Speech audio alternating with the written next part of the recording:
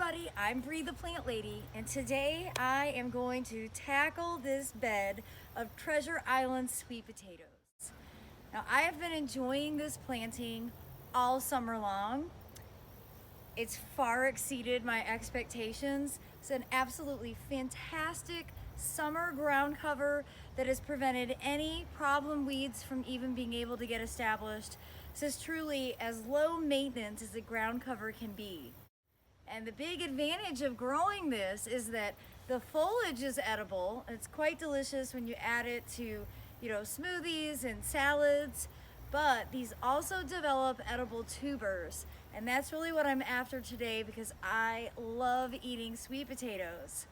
So stay tuned to watch my progress and see how many sweet potatoes we get harvested from this back deck foundation bed. I believe that I had 6 sweet potatoes planted in here. The way sweet potatoes grow, they usually only develop tubers at the part where you initially planted them. So even though they will root in, they generally don't actually produce tubers along their stems. It's only at that initial planting spot. I can't wait to see what I uncover from this bed, and then I'll be getting it replanted for the fall season. So stay tuned for my progress.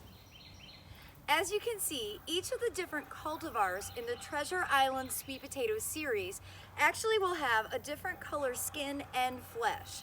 So here are the 2 varieties that I've harvested so far. I have 2 more to harvest, but I'm gonna let those grow a little while longer because they're in areas that I'm still really enjoying the display. Now overall, I would say the Treasure Island sweet potatoes aren't as productive as far as their tubers go when you compare them to a commercial variety. Like I commonly would grow Covington, which is a variety that farmers grow for agricultural purposes. And the tuber production on that is significantly higher.